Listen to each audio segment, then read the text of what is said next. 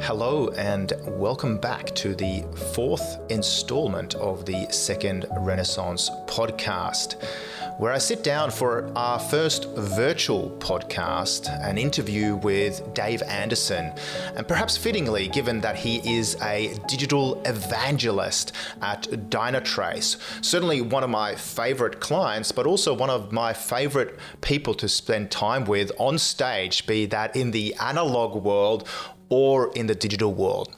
Dave, as you find out through this podcast/vodcast, is someone who likes to get his guitar out during corporate functions, who innovates and is a true believer in the power of technology to liberate us as humans. We see that the technologies that he believes in and that he's certainly a brand ambassador for actually makes human lives better. The technologies and the beliefs he has are able to ensure that humans can focus less on the mundane and more on the humane, can focus less on the menial and more on the meaningful. And throughout the podcast and the sit down that I have with him, he shares his journey of the challenges of quarantine in Australia as he made his move back from Boston to Melbourne, and how even during quarantine, certainly there is some musical creativity. I give you Dave Anderson. Dave, great to have you on the show. Thanks, Anders. Welcome to the Second Renaissance. Happy to virtually be there. Yeah, and we've just been rambling on about robotic cleaners. I mean, you're a tech man, obviously, but tell me, before we get into your life, we get to all things artificial intelligence and automation. You're walking your talk here, talking about a robot doing some cleaning duties in your home in Melbourne. What's the fascination, mate? Well, I don't know. I don't know what my issue is with vacuum cleaners, but I tend to be fascinated by them. And automation is a pretty good topic because I do actually like the ritual of vacuuming, but I also love the idea of a robo vacuum doing the vacuuming for me. And this one brand, they've just come out, Dbot. I think it's Dbot, or we called it Bebop with the kids, but we give it a name because it's, it's a robot. And it has a camera on it. And so it can actually cruise around the house and do video at the same time, which I think is, I don't know what the fascination with that is, and I don't know why you want it, but for some reason I do. Yeah. So you're live streaming this as well? You're live streaming. Yeah, you can live stream from your... So like you could be out at the pub, I guess, and you could be worried about someone breaking in, and you just set your vacuum cleaner off and you let it go around and it can cruise around the house and like just, you lost like a pen. Now I'm going to know where all those pens disappear to because my vacuum will find it. Someone did point out that it could be backing up, video footage to the cloud somewhere, and people then would have access to like all of your video footage of your house. But I don't think that's a problem because I think of things like, why do they really care what's underneath my couch? And I'm sure everyone knows I have a fridge. So I'm not really that worried about it, but I'm pretty excited. It's arriving sometime today. And like all good things, when you do these podcasts, I'm sure it's going to arrive in the middle of our podcast. Yeah, so minute 29. Let's look out. So while other people around the world are getting out of lockdown and exploring nature and getting cool drone footage from the great outdoors in Australia or wherever it happens to be, you're getting super excited about live streaming the dust rats, as we call them in Sweden, right? Yeah, I don't know about you, but I was in Boston before this, and so we spent a long time in lockdown, and we did it in Melbourne too. I mean, you're in Sydney, so you don't really understand. But so for us people, I can empathize. Yeah. Yeah. For us people that have been in lockdown, you become a creature of habit. Like you really enjoy your tracksuit pants, and I got nervous leaving the house for too long. Like the other day, I was out for at least 2 hours, and I was like, I don't know what's wrong with me, but I feel anxious, and I really need to go home. And so, like, the vacuum cleaner could also be part of the process for me to overcome my anxiousness of being out of the house, because at any point in time, I can just pull my phone up, I can look at the video footage and go, it's okay, the house is okay, it's waiting for me. Nice. And it hasn't been hacked yet. Hasn't been hacked yet. Yeah. Be interesting to see what happens if it does. So I'm sitting here with Dave Anderson, who is a tech evangelist. We're going to get back to this at one of our clients at Dynatrace, and you can already hear he is a tech evangelist, automates what should be automated so that humans don't have to focus on the mundane, but can increasingly focus in on the humane. And I'm welcoming you onto the show, which of course is the second Renaissance, or Renaissance as we might say in Australia, podcast. Great to have you on the show, and welcome back to the country. Thank you. Great to, again, be here virtually. This kind of leads us to this idea, right? Welcome back. You know, as an expat, you've arrived back in Australia, and you kind of timed things perfectly, right? You were in Boston earlier this year, and we had quite a few briefings earlier this year. But just talk us through what was the experience like of moving countries from Boston to Australia in the middle of lockdowns in Melbourne, and of course things not in the United States being that great either. Yeah, it was. I'd love to say it was easy. Like as through my role and through anyone who's worked in technology, they know, much as you have Zoom and things like that, you actually spend a long time on the road. And so I've traveled extensively through the last couple of years, but the journey of getting flights back to Australia during a lockdown was really unusual. And really, like, I mean, this whole year, everyone will say, like, something out of a sci-fi movie was happening. And one day I'm sure we'll probably tell our grandkids that this happened, and we all got locked in our houses and the cities went quiet and everything shut. And it was really eerie. It's like pretty surreal. And so if that wasn't strange enough, I think then, trying to get back, and then Melbourne airport closed because they had a quarantine breakdown. And then, we had to try and get flights back to Sydney, and we were fortunate enough to book them pretty early on. So we made sure that we got business class tickets. So they were only allowing like 300 people into Sydney. So it was really touch and go. Packing your house up, moving into a hotel, getting shipping containers, even just getting quotes for people to come. And they were doing virtual tours of the house to try and estimate how many items I have, how many robo vacuum cleaners I'm trying to bring back to Australia. So it was pretty surreal. And then getting back here, doing lockdown or quarantine in Sydney for mandatory quarantine for 14 days. There's a lot of stuff about that on the news, and it is as bad as it sounds. And even explaining to my daughter, who, when she left, she was 2, and we went to the UK, lived there. So it was like 3 or 4 years away. She doesn't remember Australia, and she's only ever sort of seen photos. And so as soon as we get off the plane and we walk out of the hotel, there's the army standing there, ushering us onto a bus. And I had to sort of pull her aside, grab her and say, it's okay, like these people are here to help. And it was a good timing because I dropped all the bags all over the ground and they did come and help. So it was sort of It wasn't empathetic. staged even. It wasn't even staged. It was good. And it was very difficult to get back. The Australian Prime Minister was telling everyone that we should have left the minute the outbreak happened, but that's not possible when you've got jobs, you've got houses, you've got cars, you've got a life, and you've got to get your life back. And it's hard work moving countries. Doing it during a lockdown is probably even harder than you could possibly imagine. Yeah. Wow. But I mean, throughout this though, I think, as your LinkedIn profile says, you are a tech evangelist. And I think during this, technology in many ways was your lifeline to the outside world, to colleagues, to clients, to partners. And certainly, I, amongst others, were following vigorously and religiously your LinkedIn updates, for example, from lockdowns and some pretty awful. I don't know. Did you even have a balcony where I did. I had a balcony. So we were lucky. We got a 2-bedroom apartment, but we got a 5-year-old and a 7-year-old. Oh gosh, maybe she was 6 and 8. Who knows? Anyway, they were young kids, and they were 6 and 8 at the time. And anyway, we had a small little apartment, and unfortunately, we were on the side of the building in Sydney that didn't get sun. But at 11:47 every day, the sun would just creep through the balcony, and I'd get about 16 minutes of sun. And so I'd rest my face on the edge of the glass, like that famous Paul Kelly song, press my face against the glass and watch the white lines rushing past.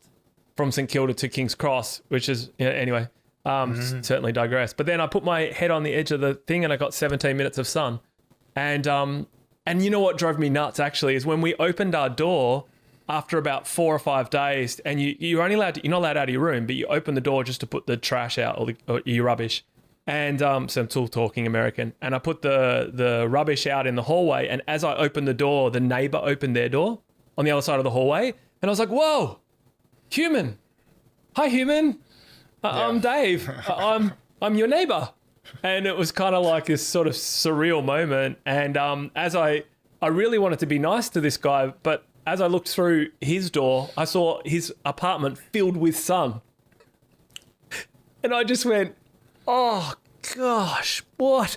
If I had got off the bus just that little bit earlier, just one step in front of him, I would have had the sun-filled apartment and life would have been a lot sweeter. But then I wouldn't have had anything to update on LinkedIn, would I? Yeah. And you wouldn't remember. Use your great ring lights instead to get perfect lighting. Exactly. In a light-controlled environment. Oh. Wow. Well, you're very courageous. And I mean, you're kind of broadcasting one of the things here, which is one of your passions, which is, of course, music. And having attended and spoken at a couple of Dynatrace conferences, first up we met in Barcelona in 2019. It feels about a decade ago now, given all the change that's been compressed into a single year. But then also Dynatrace Go Asia Pac earlier this year, where I had the privilege, and you have to just tell the listeners and the viewers a little bit about this, where, of course, your music interests come out, given Dynatrace's perspective and I guess position in the marketplace, where for every breath you make and every step you take, someone's watching you. I'll be watching you. Indeed. Can we get a little preview? You don't have to sing necessarily. I mean, feel free to if you like to. But, I could strum a few chords maybe after and see how we go. But I don't know if I want to subject everyone to it. It's one of those ones that I love music and I've always loved it as such a good release. And I always for a long time separated music from business. I was always just like, no, don't let people know that you're a musician on the side. It's just not, I don't know, it just seemed sort of weird. And you sort of had this corporate persona and then you had this music persona. And after a while, I probably just got to the point where I was just like, you know what, actually, particularly in the industry I'm in, tech industry, there are so many musicians. And we were lucky at a sales kickoff actually to have a whole heap of musicians get together and really sort of egg us on to play a song. And they were saying, I just started mucking around, and we used to always do this actually on a Friday, separate note. It was sort of like with our team, like our brand creative team, we'd sit around and have a couple of beers or gin and tonics and laugh about things, and we'd often come up with creative ideas. And at one point I was like, I'm going to play this song. And I always thought Sting's song, I'll Be Watching You, I always thought that was kind of had its creepy elements. And I guess in what Dynatrace does is, we monitor applications, but we also monitor every user experience. And we joke around this every click, every tap, every swipe. And so it's like, be watching you. So it's like every click you take, every swipe you make, every, oh gosh, can't remember. I'll be watching you, every line of code, every database, I'll be watching you. So it goes on and on. And I get in the flow. But yeah, I did that at a conference. Actually, we started it with Full Stack Baby. So we're mucking around and we did a parody of Vanilla Ice and we wrote that. And then we were like, this would be really funny to open up the conference. And it was one of those ones that, when you get together with friends and you maybe have a few drinks and you go, I'm going to do this. And then the next day you wake up and go, that was such a silly idea. We didn't really wake up. We kind of just kept going with it. And then we turned up to the conference in Vegas and we're like, are we really doing this? And we're like, yeah, we're going to do it. And so I did this full rap. And thankfully, everyone in the Dynatrace community is very supportive of my outlandish and somewhat unorthodox presenting. And I just love the idea of having fun. You're going to get up there and you're going to present all this serious stuff. Like you've been up and presented, and it's very thought-provoking. There's a lot of stuff about, I need to focus on customer experience and let the machines do the work. And I'm from Perth. I'm not that smart. And I just go, there's going to be smart people on stage. I've got to bring my props and my music and just make people laugh, and then they'll remember that and they'll have a good time. And then maybe I can get a key message in there and they'll take something away with them. So yeah, I did a couple of songs and we went all right. Messages and a chorus. I mean, what better positioning could you get than having a song, Well, you know the thing that was rhyming at a particular cadence in people's minds as they walk away, right? I just didn't think we did this full stack song, right? So it was like, you know, and my daughter still sings it. It's like, you know, all right, stop, automate and listen. Dynatrace with a brand new addition. Smartscape knows all that it can be. Picking up dependencies all automatically. You can see how it like has this flow. It sort of works, right? And so I don't know if we'll ever be able to get one as good as that or every click you take, but everyone loved it. And so the second day I was like, you know what? I should open up with the other song, which we weren't going to do. And we work with, and you've met Claire as well. She's like our stage producer for the event. And I have this running joke that every time she says no to me doing something, I do it because I know it's going to be good if she says no. And I said, so tomorrow I'm going to open up with the guitar and just play this song. What do you think? And she goes, no. And like Josh, our brand director, is like, yes. And I'm like, yep, definitely doing it. And so we did it and it went really well. It was really good fun. And the hardest thing about that though was I had to go from playing the guitar and sort of fun, and then transition into a presentation. And I was like, how am I going to do that? How do you switch from the music and whatever and go straight into like, you guys have got one of the most important jobs of the world. You're running these applications. You need to focus on, you know, less time on troubleshooting, more time on innovation, blah, blah, blah. And I just was like, well, there's no choice. When I finish my song, I just got to put the guitar down. I got to stand up, walk out, and away we go. And it was amazing how you could hear a pin drop. And you take people on this bit of a journey, they really tune in and they really listen. And it relaxed me. By the time I was presenting, I was having the best time. And so I think it was one of my better presentations. So I encourage you, Anders, next time you go to present, rap, song, sing. Collaborate and listen, yeah. Yeah? Yeah, I will do my best. I feel like I'm kind of born without a music bone in my body. Sadly, I mean, my family were great in other respects, but there was no instruments at home, and neither of my parents have ever played an instrument. So it was just, I kind of just, migrated towards sports, I guess, sports and academia and sort of, leadership interests. I think partly through my sort of dad's military, leadership journey, I became interested in that. So that's where you get things. But yeah. But I love listening to music, so... You wrote a book, right? So that's where I spent all the time mucking around, playing music and drinking beer and like not making much of myself. And you were astute, studied, and then you were able to write a book as a result. So I would never be able to write a book. I wrote an album, but it's a bit different to actually, having the concentration to finish a book. How long did it take you, out of interest? Well... Actually, there were a few different ones, right? So I've done. So you've done more than one book. Three. Well, there's three now. I think you're tuned into one, which is Seamless. That one was like a little bit of a. I mean, they've all been labors of love. I think that's the essence of sort of creativity when it comes to writing. Everyone who kind of goes, "Oh, I got writer's block" and all this. I think writer's block is kind of a blessing until you sort of, pour your heart out and just bleed onto paper. I think that's oftentimes what sort of breaks the writer's blockage. But Seamless took me a good year to write. But prior to that, I'd written Digilog in 2013. And that was really, I wrote it over my summer holidays, Australian summer holidays in 2012, beginning of 2013. That just poured out super easily. There was a bit of writer's block around the edits, etc. And then prior to that, I wrote a book called Think Funky back in 2009, and that was about a 6-month affair. So I've sort of gone between the 2 months and the sort of roughly 12-month sort of project. Very impressive. I'm very jealous. I would love to be able to write a book. I guess I need a topic to write on. Well, I think, creatively, and again, we are in this context of the second Renaissance, right, of the flourishing of human creativity. I do think that when there's ideas and thoughts and, memes or rhymes, when there is a clarity of an idea, then you can actually build upon that. So, with each of my chapters, I mean, speaking about, creativity within constraints and even, disciplined, I guess, creativity. Once you've got a meme or a thought like, Texas is bigger than France, a bumper sticker statement, right? Technology has become our lifeline would be, a statement. And then you can actually build out, entire, songs or, chapters or even books based upon that concept. So, I think what you have is, you've got the clarity of idea, then you've just probably got to back into it. Yeah.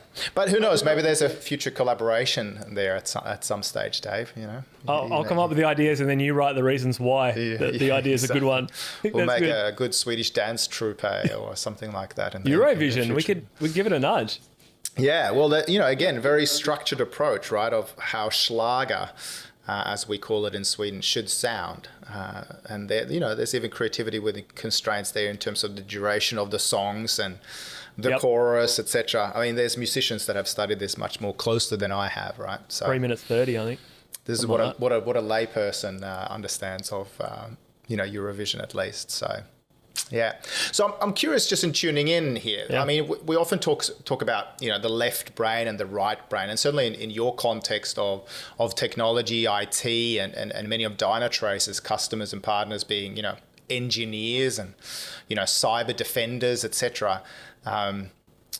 Certainly some might over-index a little bit more in that sort of, left brain thinking of, sciences, technology, engineering, and maths, logic, computational power in terms of their thinking. The right brain oftentimes gets heralded as, the creative, the innovative, the entrepreneurial, the emotionally attuned. You spoke about before that, music and technology kind of blend, and that there's this sort of subculture within the tech space of people who kind of master both. Or is it that music, do you think, is actually kind of more left brain than right brain? Or how do the two complement each other? Have you got any riffs or thoughts on that? It's a really interesting thought. And it's funny because I've always been very right brain. Like I think I did an MBA really young and we had to do one of those Myers-Briggs things. And I was like off the scale, like the wrong person to be doing an MBA. Basically, you're not going to listen to a single word any of the lecturers say because you're going to be like out the window dreaming up all sorts of different things. And the lecturer was like, pulled me aside and said, why are you doing this? This is not the right course for you. And I'm like, is it? Or is this the right course for me?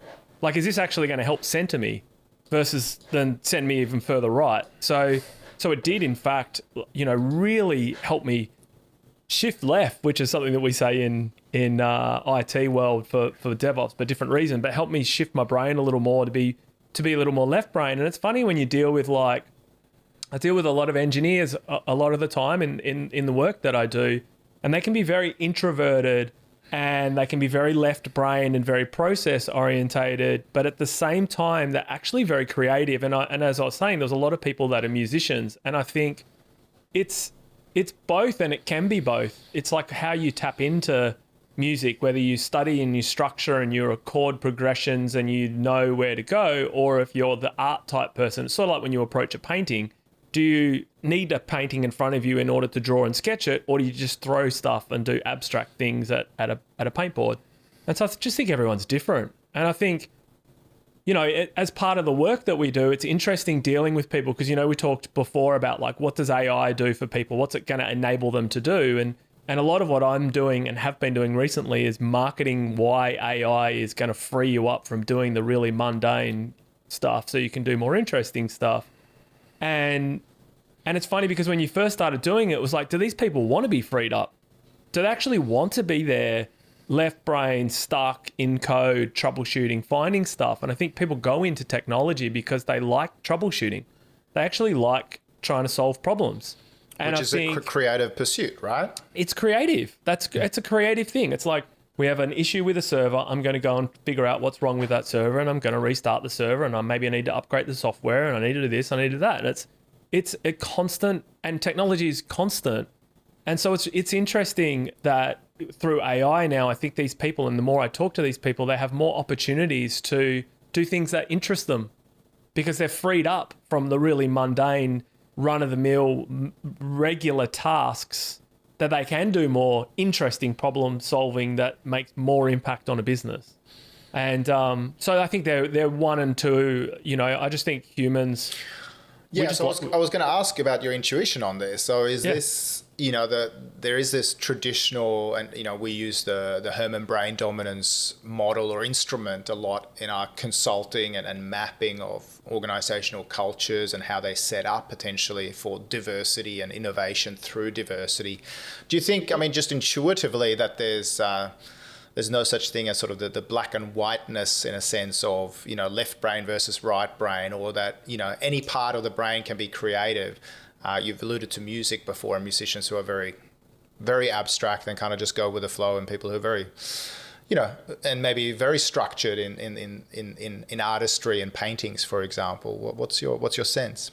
I think I do think there is an element of, like, to some extent, a left brain, right brain, and people do, gravitate towards. Look, within a marketing department where I work, there's the marketing operations people, and then there's the creative people, like in the brand team. And as a joke, I used to sit them next to each other, and I did it deliberately so I could watch and see what would happen. It was almost like a social experiment. And you know what? The operations team loved it. They loved it because they used to be the team that got put over in the far corner, be quiet, don't talk, because they're using Excel spreadsheets and it's really complicated and they're down to 7 lines. But when you actually get talking to those people, they're just a little quieter and they're very process orientated, but they're just people. And everyone is interesting in any form. That's what I feel anyway. And so I don't think there's a left and a right. I think there's just different scales of people. And really the key and the success of teams is you have different people coming together to do things for an outcome. It's the same. You mentioned sport. The people that play fullback are different to people that play full forward or forward or whatever, and because they're faster. We're using AFL metaphors here. AFL, you could do hockey, whatever. I used to play hockey, soccer, but any sport, there's always a special goalkeeper. Doesn't matter which sport you're in, it's either the fullback or the goalkeeper, and they're special. Always a creative Maradona who's outside of all boundaries, yeah. What position did you play out of interest? Were you the creative? I played soccer. I was normally a number 6, so I guess that's, defensive midfielder was probably where my career peaked, which I ended prematurely. But yeah, though I think that was my tall, big, fairly skilled with the feet at the same time, physically dominant number 6. I have this theory, and I was watching the AFL, and I know this was separate, but I have this theory that all the successful coaches over time have always been defenders. They were never the flamboyant forwards. So I don't know what that means in the scheme of things. But anyway, I think the most important thing in a company or in a team is just the dynamics. It's just relationships, trust, confidence, autonomy for people to do what they feel is worthwhile work, and they feel rewarded in what they do. And if they feel rewarded, they bring their brain to work. They're engaged, they're motivated, and I think that's critical. And it's, it's hard at the moment. It's really, really hard. Like, I'm getting on calls and I'm seeing people just feeling flat, looking flat, because they're just too much technology, Zoom, not enough interaction, not enough chat, not enough interpersonal communication. And for some people, they like it, but for others...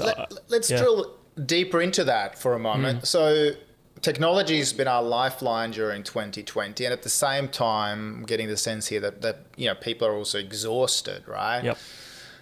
What's the magic in terms of creating or even maintaining, sustaining, or launching from scratch a creative culture within an organization when it's basically just been remote through 2020?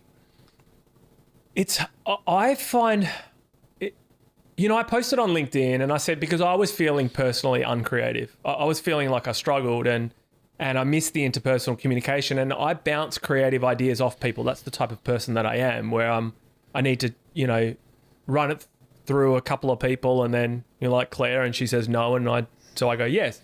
But so there's those sort of things, and I think, I posted on LinkedIn and I said, is everyone else feeling like the remote work is impacting creativity? And a lot of people, the first people that all responded, all said no. I actually think I'm getting more as I work from home, more creative work done. And then over time, as the week went on, it sort of came back to like a 50-50, 60-40 type split. So everyone was pretty much on the fence. There are companies that have always been remote and they probably figure out ways to be creative. There are companies that have transition now to working remote, and maybe that's the part that I'm struggling with a little bit, whereas like I actually liked being in and around a team, therefore transitioning to pure Zoom is harder for me. There are others that find it really easy. There are tools available. We're actually in the process of evaluating a couple of new tools that we can use in order to help the creativity, because the hardest thing is visual. I'm visual. I got to see it, right? And so every time I'm in a meeting, I get up and I write on a whiteboard and I draw and I do things, and others draw, and we all sort of play that way. And as long as you've got the tools available to do that, even if it's virtually, it's actually okay. And you're just going to learn to deal with it. But I still am going to miss people. And, you know, in terms of building culture, it's funny, a long time ago I used to work for HP, and they sent everyone home to work remote. And then they got to the point where they were like, we don't have a culture, we don't have productivity, we're suffering, we're going to now bring everyone back.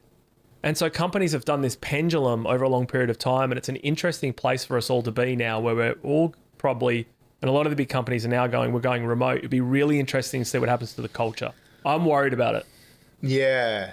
And I guess, you know, as you point out, I mean, some companies and some cultures are fully creative and have been so for a while, and maybe that can be sustained through the, you know, the digital interface for a while.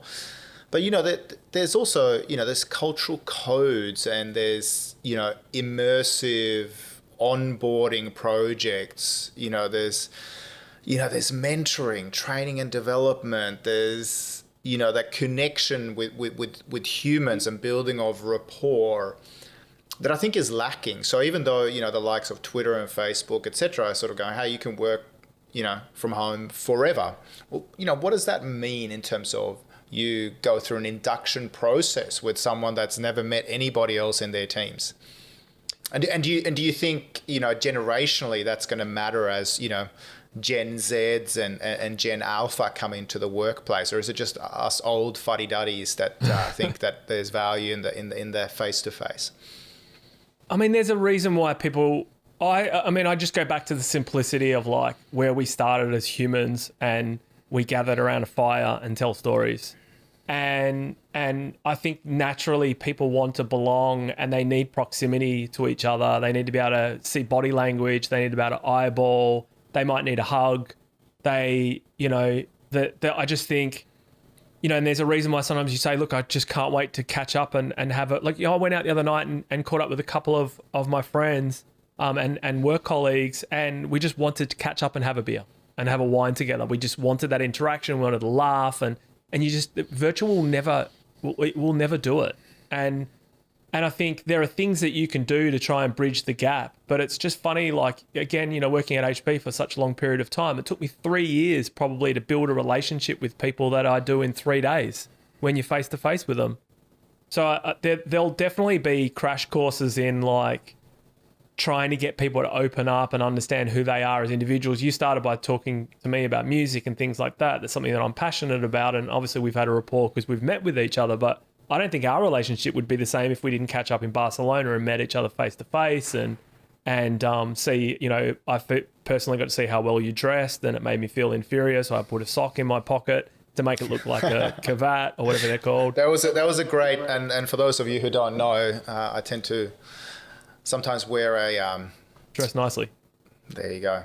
Wear a little pocket square in my jacket, and I'm damaged from growing up in a menswear family business in Stockholm, Sweden. So my mum still dresses me, but yeah, you did literally put a sock in it. So I did put a sock in it because I found a jacket and I put a sock in it because I just felt like I needed to dress up a little bit because I couldn't come on the stage the next day after you'd been and I was it was Europe, right? And the Europeans are like, they are slick, and I just forgot. It's this silly kid from Australia again, from Perth, turning up in his board shorts and t-shirt, and like, so that was my attempt. I put a sock in it, like quite literally. Yeah, and I stick out like a sore thumb when I walk around the beach here because I'm always constantly overdressed. So Nicole's like, take those sandals off. You know, they're from Milan. They're not for the Aussie beach. As long as you're not wearing socks with them, I'm all right with it.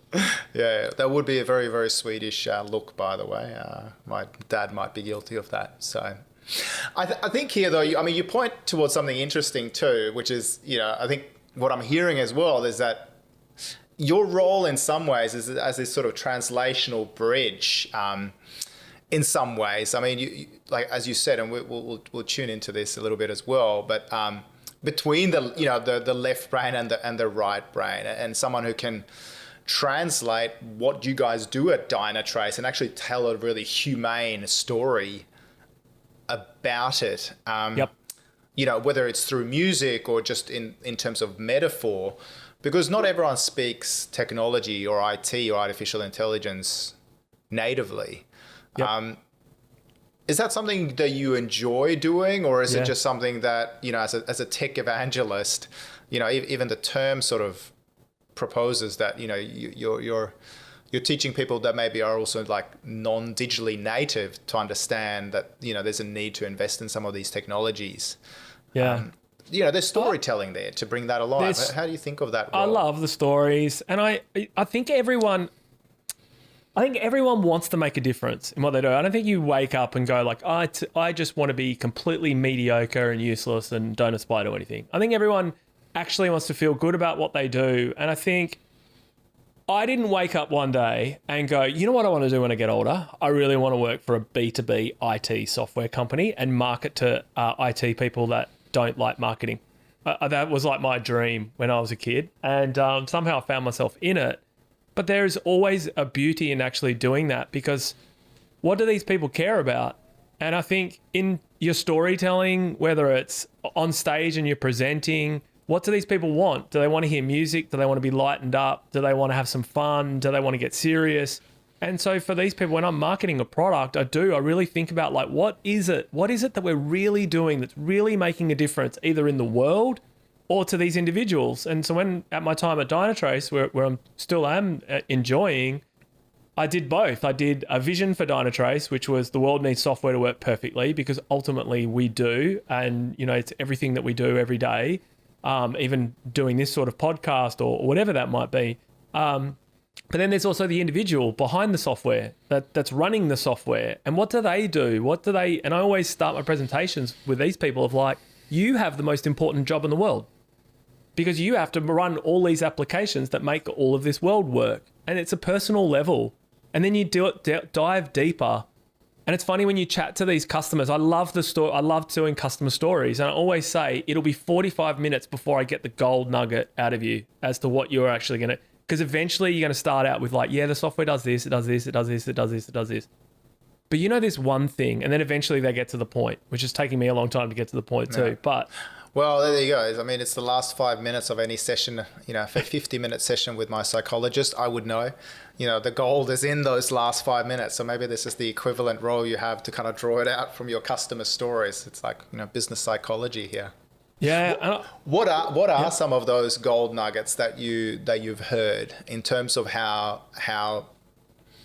the solution, how technology can make a difference to people's lives? Yeah. So what Dynatrace does is it monitors applications and tells you if there's an issue with performance of these applications. And the story goes that most of the time people would sit there and they'd be troubleshooting. And I've heard lots of great stories over my time, but one in particular was a system engineer that works for Kroger, largest supermarket in the US. And he said he lost a whole year of his daughter's life because he was working 70, 80 hours a week. He was stressed when he went to work because there were issues with the applications all the time, finger pointing at him. He had to try and resolve the issues. There was pressure. And he just felt like, he said he had issues in his relationship as a result. And he said the AI was able to come in and automate a lot of what he was doing manually and give him answers. And the answers gave him confidence, gave him his life back. He said he's a better dad as a result. Gave him like better teamwork, more fulfilled. And I think that for me, like that, then I'm like really proud of working at Dynatrace. If that's changing someone's life for the better.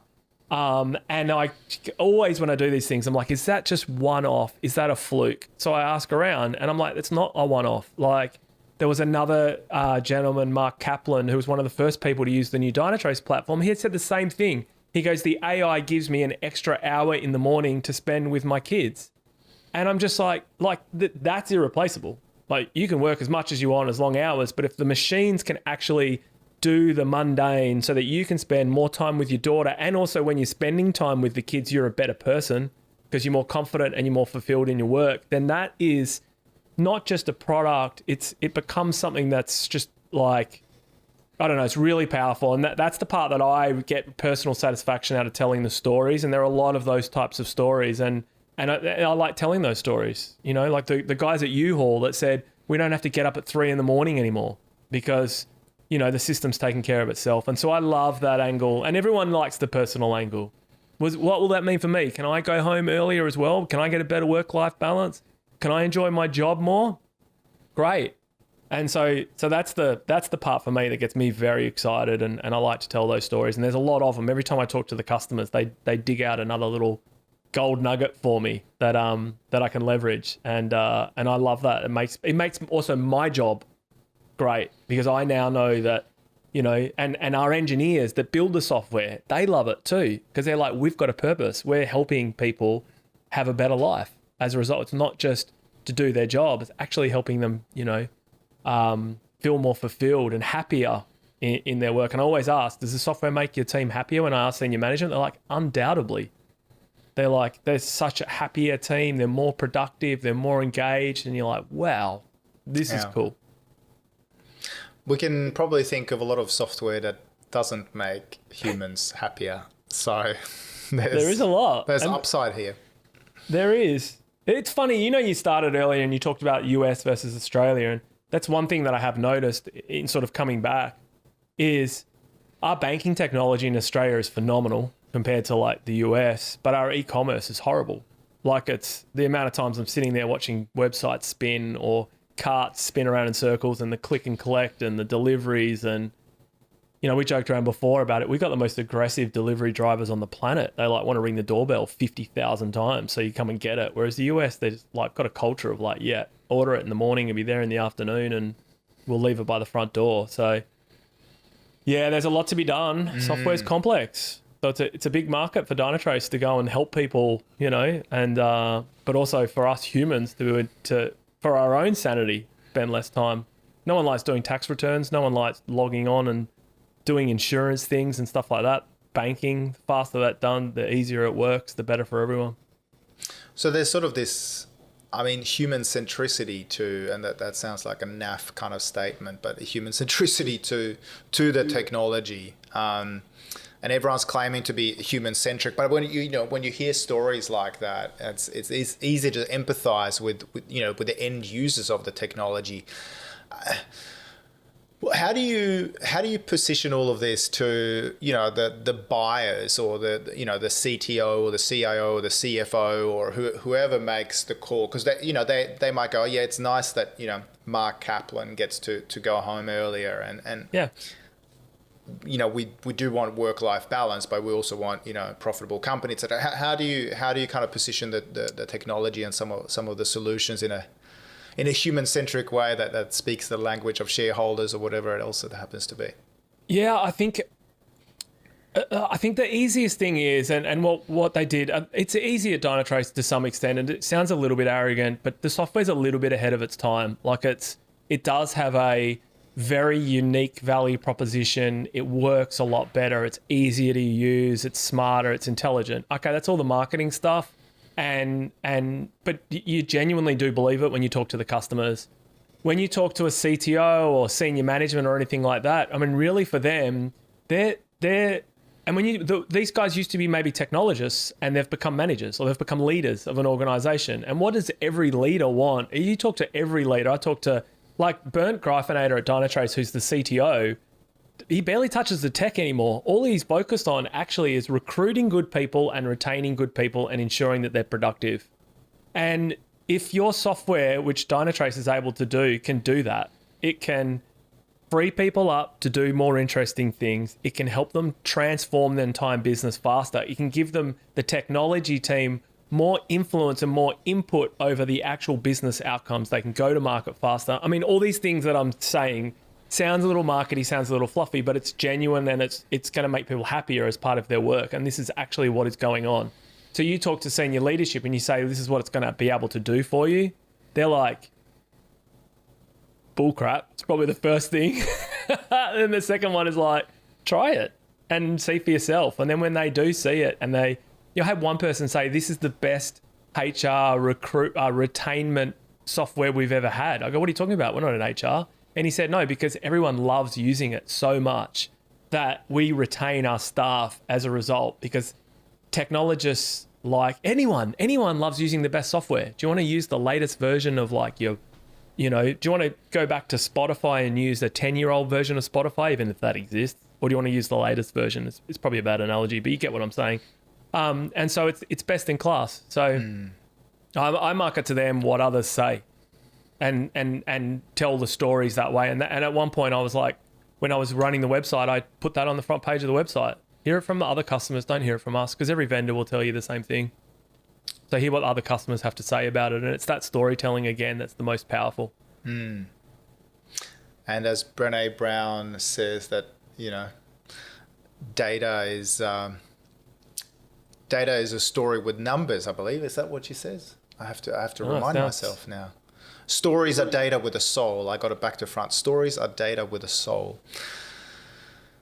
So data points with a soul. Interesting. And something that can, touch the heart, the hearts and minds of decision makers or users. So I have to point out that you ended up in HR anyway. I know you were trying to resist that for a little while, but you're actually in human resources.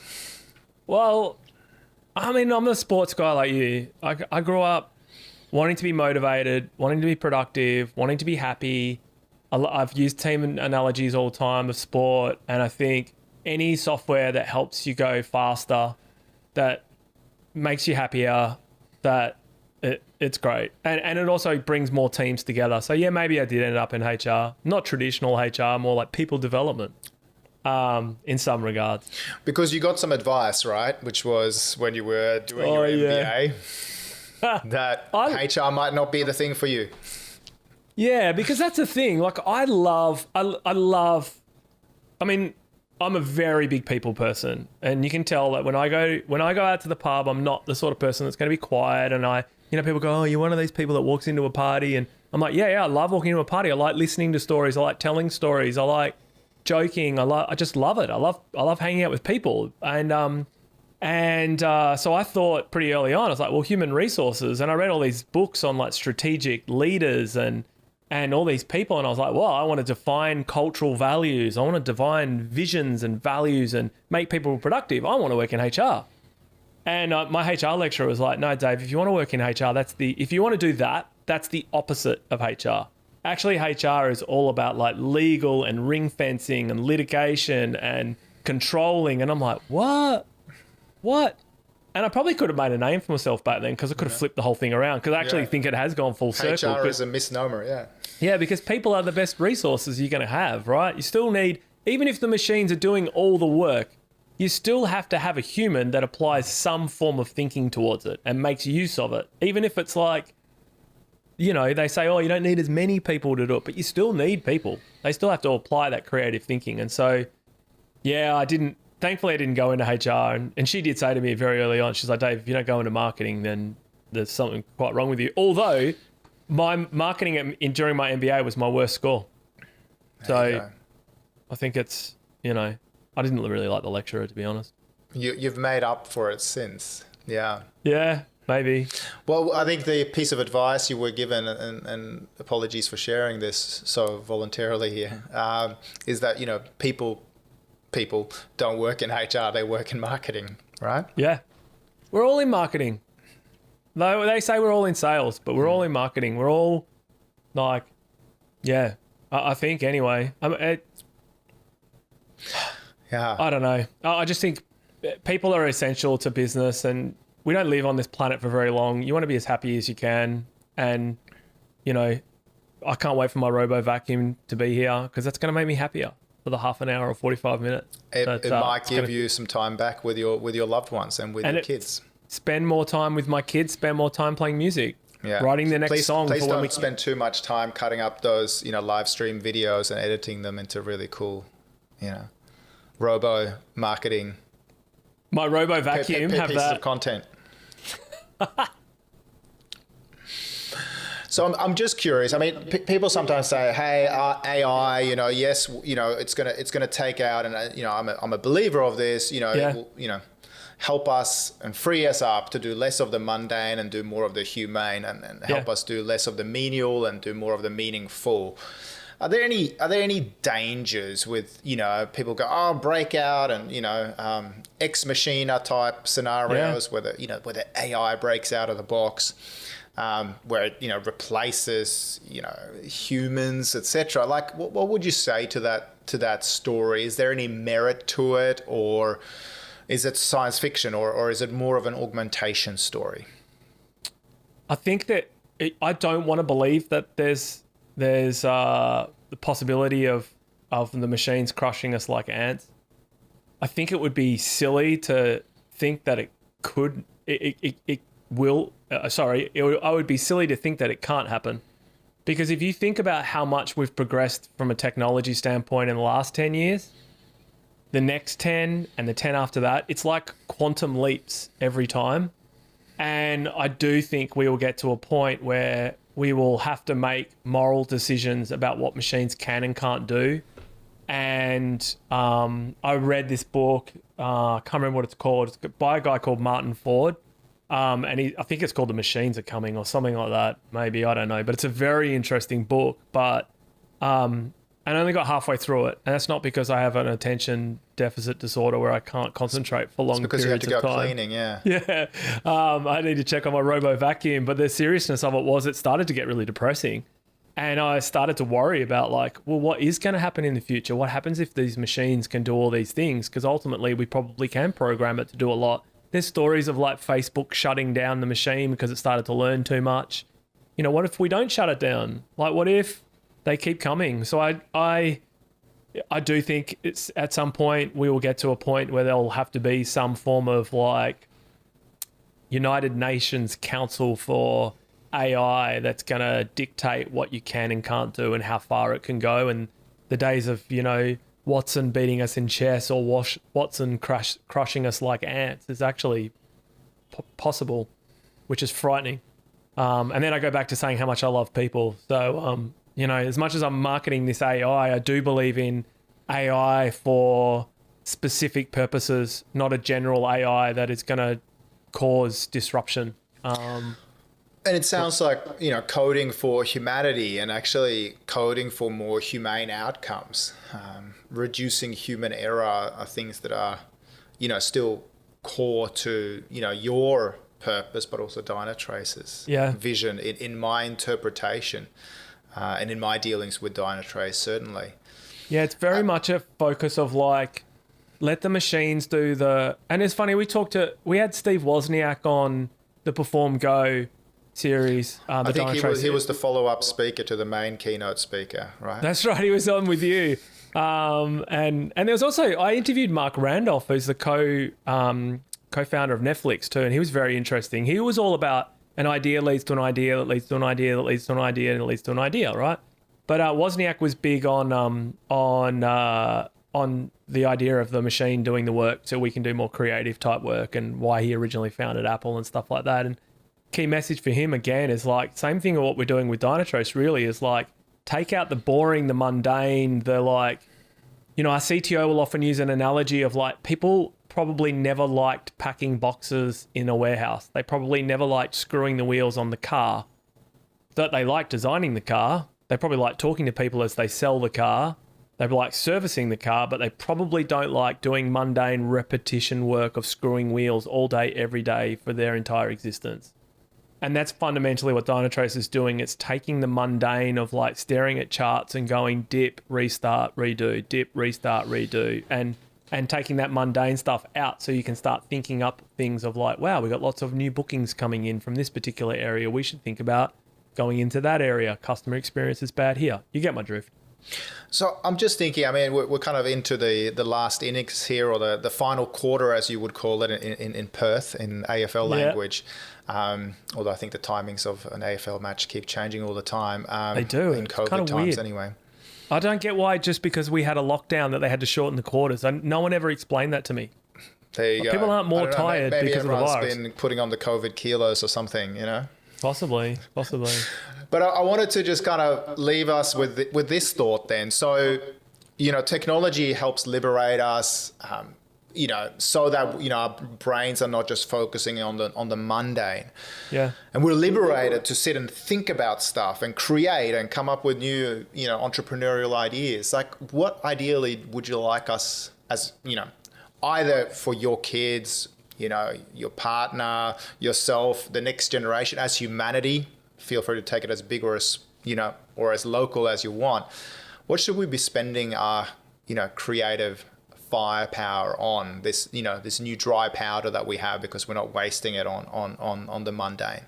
The first thing we have to do is, we might think we're enabling more time for ourselves, but it's become a very strong realization of mine, and people have been banging on about this for so long, but until I was in lockdown, I didn't realize it. We are becoming more and more addicted to our phones and any technology for that matter. And when you mentioned what should we be doing for kids, it immediately piqued my interest, because I listened to a great podcast the other day. There was an Australian guy talking, it was on the Joe Rogan show, and he was basically talking that technology has been developed in a way to make it addictive. Facebook's an endless scroll, Instagram stories just start, TikTok videos just start, and we're becoming addicted to the devices. The first thing I would like us to do is to pay conscious attention to what that's doing to us. Being able to put the phone down and have conversations with people and step away from the device is probably the first thing, because that's when you actually can think. At the moment, we're very much notice what happens when you sit on a couch and you're watching TV and you're just endlessly scrolling through your phone, which I'm sure many of you and lots of us have done, and there might be a sports game on and you have no idea even who's playing. You're just completely out of it. So I think I would like us to consciously think, first thing, this is selfish now actually, but I do think this, teach the kids about how to have balance with the devices, teach people to go back to playing, once we're allowed out, but back to playing sport and being active and being fit. I think as a society we're getting more obese, blah, blah, blah. I don't think there's anything that's amazing. I just think use technology also to help people. Cure viruses, blah, blah. I can't do any of that. But if I was to go and write a book, I would have to turn the Wi-Fi off. So I'm my own worst enemy. But if I would say anything, I would go, actually use the technology to let us do things, but then don't use technology more just because you've used the technology. Free yourself from the technology to come up with the ideas, to go play your guitar, to go to the pub, to spend time with people. I think it's sage advice. So digitally disconnecting to reconnect with ourselves, with our creative side, with our intuitions, our unique intelligence, and with the loved ones around us as well.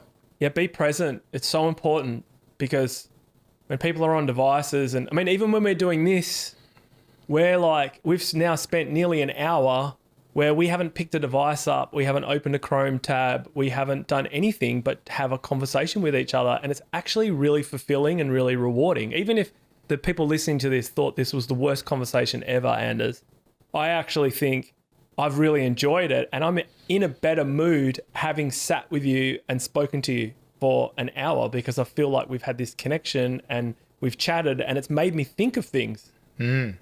Ditto. Good. I'm glad people are viewing this, and just single tasking, not multitasking. That would have opened everyone. You can listen to this on Spotify or on Google Podcast or whatever it happens to be, or iTunes while you're at the gym. We will allow That's okay. that. I have to remind you to also make sure that we disconnect you from your Peloton, because that is technically a screen. But that's technology for good, right? So I actually, it's enabling me. I'm addicted to Peloton, and I do it every day like it's a ritual, and because it is a ritual, but it's doing me good, and it helps me disconnect. And I am not connected to anything when I'm in there doing it. I am fully connected to my favorite instructor, Jess Sims, who everyone at work now picks on me because I'm always doing her classes. But I just listen to everything she tells me to do. I run as hard as I can. I sweat. I fall over. But I'm It is. It's technology for good, but it also takes me away. And then she says at the end, don't pick up your phone, don't message people, savor this 20 minutes or half an hour of this euphoria that you've just had from working out. And it's really good. I just lay on the floor usually because I'm about to pass out. But I can't get up, but I will lay on the floor and gather my thoughts and go, wow, this is amazing. So not all technology is bad. It's good that you brought that up and referenced that, because there are good technologies that can help you disconnect. We have like technologies to help us disconnect from technologies. And I think this is the kind of seamless loop of all of these technologies. They're neither good nor bad. It's, how we use them and how we're able to sometimes disconnect from them, or how they're able to liberate us. I mean, I have the same thing, right? On my iPhone, I listen to Sam Harris's meditation podcast, and his meditation course is all digital, Yep. But it's actually helping me to become, mindful, and it reminds me to, even when I'm doing yoga, for example, I go, Sam Harris talked about the same kind of breathing technique. And I'm like, yep. Even in yoga, I am digitally disconnected, yep. But I learned something through the digital device, through Sam Harris, for example, and other people have the various mindfulness apps. So maybe this is the point to kind of, start wrapping things up here in the fourth quarter, to think about how technology can make our lives better, and to utilize the new time that you or me or Mark Kaplan have had in our lives to not mindlessly scroll through Instagram or the like, but actually start applying it to some deeper thinking and some deeper connectivity with the humans around us. So thank you very much for hanging out here on the Second Renaissance podcast, and thank you for enabling the types of technologies that actually enable the flourishing of human creativity in this hopefully early dawn of a new emergent renaissance as well. Dave, it's been a pleasure having you on the show today. Look forward to seeing you and having a beer with you soon. It'd be great to see you in person again, Anders. Cool. And likewise, you've made my afternoon even better by engaging in a human dialogue here. So thank you very much for that, Dave. Love it. Thanks for having me on the show, and thanks for people for listening. Thank you for lending us your ears here at the Second Renaissance. If you like what you have just heard, we'd love you to give it a thumbs up or subscribe to our podcast in your major podcast catchers. And of course, if you just want to rave about it to your friends and relatives, feel free to do so as well. We appreciate all of the digital and the analog love you can give to us. We look forward to seeing you next time in the future here at the Second Renaissance.